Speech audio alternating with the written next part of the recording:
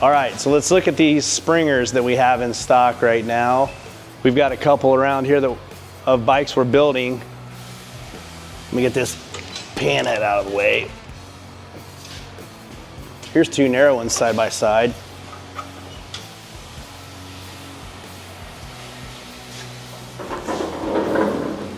Remember I was telling you guys the front brake option.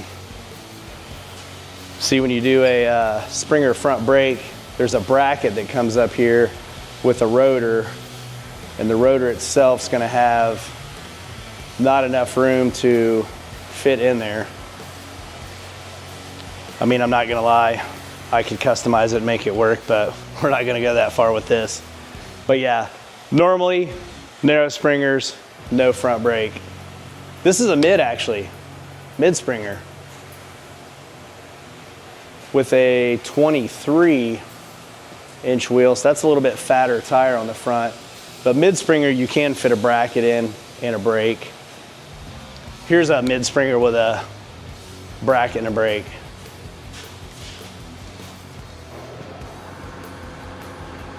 As you can tell, this one had to be customized a little bit also because of the 18-inch wheel. The rim set's closer down, so all of that changes mounting spaces. Here's a traditional mid Springer with a brake, with no customization, with a 21. This is all standard. This will all bolt together and work just fine.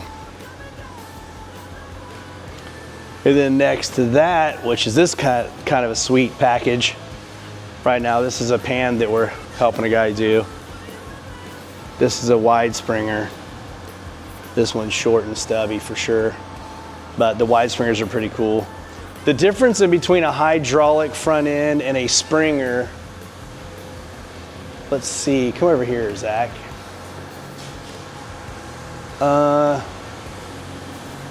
Get in this angle right here.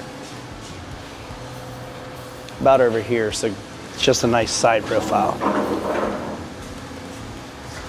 On a Springer, especially if you see the neck, see the back legs are going straight down. On a hydraulic front end, this would be your axle. So it's pretty much in line with your neck. On a Springer, you have your front springs, the front spring perch, and then your axle is out. So your axle on a Springer is literally, it's roughly about 4 inches out from where it would be on a hydraulic front end. So the cool thing about a Springer is you actually get a little bit of a more length out of your bike also. So it just stretches that wheelbase out a little bit more. A little bit longer wheelbase, gonna help it ride a little bit better. Springers, I think ride awesome. Hydraulic front ends, ride awesome. If you're gonna pair them with a rigid on the back anyways, I prefer like a little bit wider tire, like maybe a 180, 200, but even on the 18-inch rears and the 16-inch rears, if you let some air out of the back tire, you can get a lot of squish in them.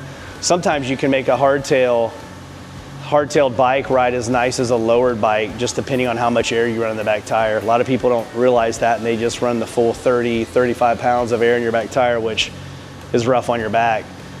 So if you're riding a rigid and you've never really thought of that, check your air pressure in your back tire and maybe let a little bit out. You'll start feeling the difference. So, but you know, we've built a lot of them we built the Impaler, Qualifier. We've done a lot of hydraulic front ends on them, and there's not a whole lot of difference, not much steering difference. I wouldn't say either one of them there's pros and cons to.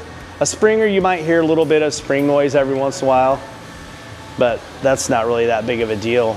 But as performance and just rideability with these choppers, I think they're both great.